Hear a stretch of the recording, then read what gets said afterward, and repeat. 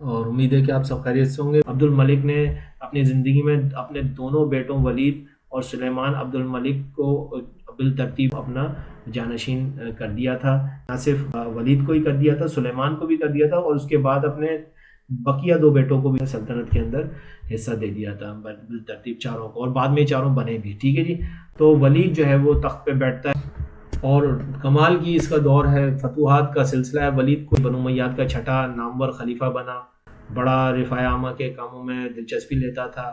اندلس، سندھ، وسط ایشیا کے علاقے فتح ہوئے۔ حجاج بن یوسف اس کا سپہ سالار، موسیٰ بن نصیر اس کا سپہ سالار، طارق بن زیاد اس کا سپہ سالار، قتیبہ بن مسلم اس کا سپہ سالار، محمد بن قاسم اس کا سپہ سالار۔ آپ ہسٹری ذرا سے بھی پڑھی ہوگی تو آپ کو ان ناموں کے بارے میں ضرور پتا ہوگا۔ ولید کا دور گولڈن پیریڈ کیوں کہلاتا ہے؟ سی ایس ایس کے اندر، پی سی ایس کے اندر سوال آ جاتا ہے، کیونکہ اس دور میں وسعت سلطنت، فتوحات بازنٹائن امپائر تک جا پہنچی، پاکستان اور سینٹرل ایشیا تک فتوحات پہنچ گئی۔ پاکستان سے مراد یہ ہے کہ اس وقت یہ سندھ کا علاقہ تھا، ٹھیک ہے جی، جو محمد بن قاسم نے فتح کیا۔ اسی طرح چین کا علاقہ کاشغر، یہ قتیبہ بن مسلم نے اس کو جا کے فتح کیا تھا۔ چین کا علاقہ کاشغر، جسے کاشی بھی کہتے ہیں، یہ شہر تھا، آج اس وقت کاشی شہر کہلاتا ہے۔ اور یہ سنگ کیانگ کے صوبے کے نام سے بھی، جہاں آج کل سی پیک کا آپ کو پتہ ہے، یہ سارا کا سارا علاقہ کہتا ہے، وہ اسی زمانے میں قتیبہ بن مسلم نے فتح کیا۔ آج بھی یہ حصہ جو ہے وہ چین کا مسلم اکثریتی آبادی علاقہ ہے، ٹھیک ہے جی۔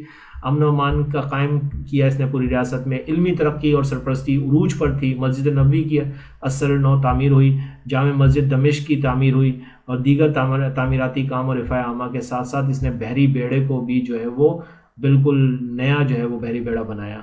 تو یہ سارا کا سارا کام جو ہے وہ ولید کے دور میں، اسی لیے ولید کا دور گولڈن پیریڈ کے۔ فتح اندلس کو دیکھ لیتے ہیں کہ فتح اندلس یعنی کہ ہسپانیہ کا جو صوبہ ہے اسپین کا ایک، اندلیسیا، اس کو کیسے فتح کیا، اور یہ کس طرح سے ہوتا ہے۔ کاؤنٹ جولین وہاں پہ ایک نواب ہوتا ہے، اور یہ کنگ کے یا کنگ راڈرک کے بہت نزدیک ہوتا ہے۔ کنگ راڈرک اس کی بیٹی کا ریپ کر دیتا ہے، تو اس کے بعد ظاہر سے اس کے آگے تو کچھ نہیں بول سکتا ہے، لیکن یہ مسلمانوں کو دعوت دیتا ہے کہ آپ آئیے اور فتح کیجئے۔ تو طارق بن زیاد کنگ راڈرک کو کاؤنٹ جولین کی مدد سے شکست دیتا ہے، اور اندلس میں داخل ہو جاتے ہیں، یورپ میں داخل ہو جاتے ہیں۔ بڑی بات ہے، جبرالٹر کا ایک جگہ ہے یہاں سے کہ یہ کراس کر کے وہاں پہنچ جاتے ہیں یورپ کے اندر، اور گھس سے چلے جاتے ہیں۔ موسیٰ بن نصیر ان کا جو ہے وہ چیف آف آرمی اسٹاف ہوتا ہے، کیونکہ طارق جو ہے وہ بیسیکلی جو ہے وہ ایک بربر ہوتا ہے، تو ان کے اوپر جو چیف آف آرمی اسٹاف ہوتا ہے موسیٰ بن نصیر عربی ہی ہوتا ہے۔ یہ تو آپ کو پتہ ہے کہ ان کی یونیورسل پالیسی تھی کہ کوئی ڈیسائسو پوسٹ کے اوپر جو ہے وہ کوئی بندہ نہیں ہوگا، تو موسیٰ بن نصیر ہی ہوتا ہے۔